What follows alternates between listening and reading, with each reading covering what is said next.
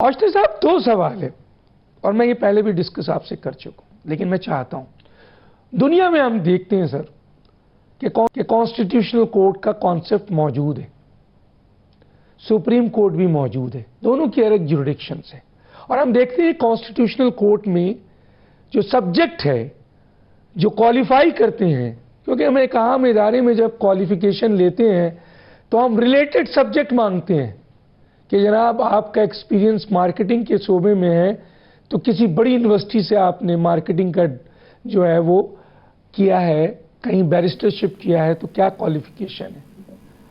تو آپ کیا نہیں سمجھتے سر کہ کانسٹیٹیوشنل میٹر جو پاکستان میں ڈسکس کیا جا رہا ہے کانسٹیٹیوشنل بینچ میں، وہاں بیٹھے ہوئے ججز کا میں ان ڈیٹیل نہیں جانا چاہتا، میرے پاس بہت سے لوگوں کا ایکسپیرینس موجود ہے، کوالیفیکیشن بھی موجود ہے، میں صرف آپ سے پوچھنا چاہتا ہوں اور لوگ آپ کو سن رہے ہیں، ماشاءاللہ آپ کانسٹیٹیوشنل ایکسپرٹس ہیں۔ نہیں، میں ایکسپرٹ اب یہ سوال ہے کہ کیا یہ کانسٹیٹیوشنل جو فیصلے کرنے جا رہی ہے بینچ، ان کے لیے بہتر کانسٹیٹیوشنل ایکسپرٹ ججز ہونا ضروری تھا سر؟ ایک سوال۔ اور دوسرا کہ کیا 26ویں ترمیم کو امپلیمنٹ کرنے سے پہلے سپریم کورٹ اس کے اگینسٹ جو اپیل تھی اس کو پہلے سن لیتی؟ جی دیکھیے، میں کوئی ایکسپرٹ نہیں ہوں، میں طالب علم ضرور ہوں ہسٹری کا اور قانون کا، اور ظاہر ہے انٹرنیشنل جو ارینا میں معاملات چلتے ہیں تھوڑا بہت اس میں کام کیا ہے، یورپین کورٹس کو بھی دیکھا ہے، مختلف جگہوں پہ کام کرنے کا موقع بھی ملا ہے۔ دیکھیے، ہمیں پہلے تو یہ سمجھنا ہے کہ یہ کانسٹیٹیوشنل کورٹس کا کانسیپٹ یورپ میں کیسے ہے۔ وہاں پہ وہ ہے ایڈمنسٹریٹو ٹرائبیونلز، وہاں پہ جس طرح ہمارے سی پی سی وغیرہ ہے وہاں پہ نہیں ہے، وہ سول لا پریکٹس کرتے ہیں، وہاں ان کا جو قانون ہے وہ ہمارے قانون کامن ویلتھ کے قانون سے فرق ہے۔ اس کی بہت لمبی بات میں نہیں جانا چاہیے اور وہ بہت ٹیکنیکل ہو جائے گی۔ تمام کورٹس جو کہ ہمارے ملک میں آئین کے تحت تشکیل دی جاتی ہیں وہ سب کانسٹیٹیوشنل کورٹس ہوتی ہیں۔ ہائی کورٹس کانسٹیٹیوشنل کورٹس ہیں، سپریم کورٹ کانسٹیٹیوشنل کورٹ ہے، جو الیکشن کمیشن کے جو معاملات ہیں وہ الیکشن کمیشن ایک کانسٹیٹیوشنل ادارہ ہے، فیڈرل سروس ٹرائبیونل جو ہیں وہ بھی کانسٹیٹیوشن ہی کے تحت بنائے گئے ہیں، اور یہ سارے سلسلے جو ہیں یہ ان کو ایک سائڈ پہ اب کر دیتے ہیں کہ یہ ایک مس نمبر ہے کانسٹیٹیوشنل کورٹ اور اس طرح کی باتیں کرنا۔ اصل میں دیکھیے، جو میں کہہ رہا ہوں نا، پہلے دن سے کہہ رہا ہوں کہ فیڈرل قوانین جو ہیں اس کے لیے آپ الگ سے کورٹ بنائیں، اور وہ ہر ہائی کورٹ میں ہونی چاہیے تاکہ کنفیوژن نہ ہو، کانفلکٹ نہ آئے۔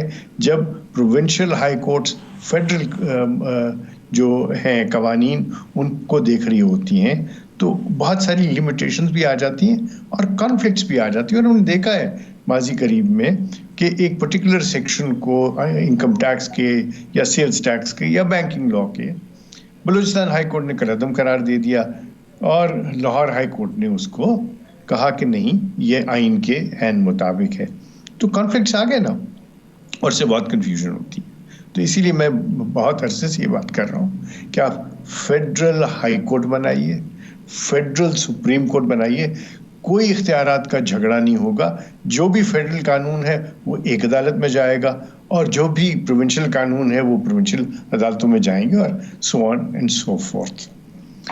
وہاں پہ وہ یہ بھی نہیں آئے گا، اور یہ یاد رکھیے کہ آئین جو ہے آپ کا وہ ایک فیڈرل مسودہ ہے، تو وہ بھی ظاہر ہے پھر وہیں پہ جائے گا، چاہے وہ high court federal high court میں چیلنج کیا جائے یا وہ سپریم کورٹ جو فیڈرل قوانین دیکھتی ہے اس کے اندر دیکھیں۔ سو اس سے ایک تو یہ کہ بالکل کلیئر ڈیمارکیشن ہو جائے گی، دوسرے سبجیکٹ اسپیشلسٹ پیدا ہوں گے، سبجیکٹ اسپیشلسٹ آئیں گے، اور وہ پھر ہائی کورٹس میں بھی پریکٹس کریں گے اور آگے سپریم کورٹ میں۔ جو یہ دیکھیے، آپ کیا جو کسٹمز کے معاملات ہیں اس کے لیے آپ نے سبجیکٹ اسپیشلسٹ نہیں بنائے ہوئے، وہاں پہ ٹرائبیونلز نہیں ہیں کیا آپ کے لینڈ ریونیو کے معاملات جو ہے بورڈ آف ریونیو میں نہیں جاتے؟ کیا یہ سارے اسپیشلسٹ نہیں ہیں؟ تو کیوں ہم جرنلسٹ، مجھے کوئی پرابلم نہیں ہے کسی کے ساتھ بھی، لیکن جو جنرل لا پریکٹس کرتے کرتے جب ادھر آ جاتے ہیں، اس کے تقاضے تھوڑے سے سیپریٹ ہیں، زیادہ تکنیکی ہے. اس کے اندر ریکارڈز کی بات نہیں ہوتی. دیکھیے سول پریکٹس میں، سول کورٹ میں جو ریکارڈ بنتا ہے، ایویڈنس ریکارڈ ہوتا ہے، ڈسٹرکٹ کورٹ کے پاس جاتا ہے، پھر آگے جاتا ہے، تو آپ ریکارڈ کے مطابق کر رہے ہوتے ہیں. یہاں پہ فلاسفی آف لا کی بات ہے، یہاں جیورسپروڈنس کی بات ہے. یہاں پہ آپ کو جو امپیکٹ انالیسس کرنا ہے آپ کی ججمنٹس کا، آپ کو اس کے جو اکنامک ایسپیکٹس ہیں اس کو دیکھنا ہے، اس کا جو لانگ ٹرم میں اس کا امپیکٹ ہونا ہے وہ دیکھنا ہے. سو اس کے لیے ایک الگ مائنڈ سیٹ ہوتا ہے، اس کے لیے آپ کو ایک سارا سلسلے بنانے پڑتے ہیں. I totally agree with you کہ سبجیکٹ اسپیشلسٹ ہونے چاہیے، لیکن وہ کس طریقے سے آئیں گے، وہ فارمولا میں نے آپ کے ساتھ شیئر کیا جو میرے ذہن میں. اس کو ڈیبیٹ کریں، اس کو کوئی اگر میں کہہ رہا ہوں تو اس لیے رد نہ کر دیں کیونکہ یہ کسی اور نے ایسی بات نہیں کی، لیکن میرا خیال ہے معاملات جو ہیں ان کو اب صحیح نیج پہ لے کے آنا بہت ضروری ہے. دوسرا یہ ہے کہ سر اپیل کے حوالے سے میں ذرا پوچھ رہا تھا کہ کیا یہ بہتر نہیں تھا کہ یہ جو 26ویں ترمیم کو امپلیمنٹ کرنے سے پہلے اس پہ جو اپیل آ چکی تھی ان اپیلوں کو سن لیا جاتا پہلے؟ جی. اب دوسری بات آپ نے جو کی کہ پٹیشنز فائل کی گئی ہیں 26ویں ترمیم کو چیلنج کرنے کے لیے. اب ذرا ٹھنڈے دل سے سنیے گا کہ یہ جب چیلنج کیا گیا اور وہ سپریم کورٹ کے پاس ڈائریکٹلی چیلنج آیا، تو کیا بہتر نہیں تھا کہ ہائی کورٹس میں چیلنج ہوتا اور یہ سارا کچھ ہوتا تو نتھر کے آ جاتی نا؟ لیکن چلیے اب سپریم کورٹ میں آ گیا. اب یہ سپریم کورٹ میں کون سنے گا اس کو؟ کیا وہ جو اس کی وجہ سے چیف جسٹس بنے یا ججز جو بن گیا ہوا ہے آپ کا آئینی بینچ بن گیا ہوا ہے، وہ 26ویں ترمیم کی وجہ سے بنے ہیں نا؟ تو اگر 26ویں ترمیم کو وہ کالعدم قرار دیں تو وہ چیف جسٹس صاحب جو ہے وہ بھی واپس چلے جائیں گے اور یہ بینچ بھی ختم ہو جائے گا. ایسے ہی ہے نا؟ تو یہ کانفلکٹ آ گیا، تو یہ تو نہیں سنیں گے نا. پھر کون سنے گا؟ وہ جو افیکٹڈ ہیں اور جنہوں نے اس کے بارے میں بات کی ہے وہ سنیں گے کیا وہ سن سکتے ہیں اس کو؟ کیوں نہیں سن سکتے اس کو؟ کیونکہ وہ افیکٹڈ ہیں اس سے اور وہ اپنی رائے کا اظہار کر چکے ہیں، اور وہ سارے جو ہے وہاں پہ بھی کانفلکٹ آ گیا. تو پھر کہاں جائے گا یہ سارا معاملہ؟ پھر ان ججز کے پاس جو کہ 26ویں ترمیم کی وجہ سے اب لگائے گئے ہیں. تو کیا یہ ایک عجیب سا سلسلہ نہیں بن گیا؟ میرا خیال ہے کہ یہ سارا کا سارا کنفیوژن پھیلایا جا رہا ہے تاکہ کہا جائے کہ سسٹم ہمارے ختم ہو گئے. وے فارورڈ کیا ہے؟ وے فارورڈ یہ ہے کہ ہم سب جو اس کے اوپر بات کر رہے ہیں ہم اس کو ٹھنڈے دل سے دیکھیں اور اس کے اندر کریکٹیو میجرز لے کے آئیے.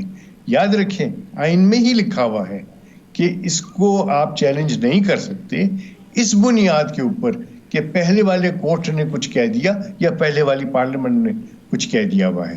دیکھیے constitution is a living document. اگر یہ بائنڈ ہو جائے گا پہلے والی پارلیمنٹ کے کچھ کہنے سے یا کسی ججمنٹ کی وجہ سے تو پھر تو لیونگ نہیں رہا نا. تو یہ ایک بہت ہی گمبھیر بات ہے.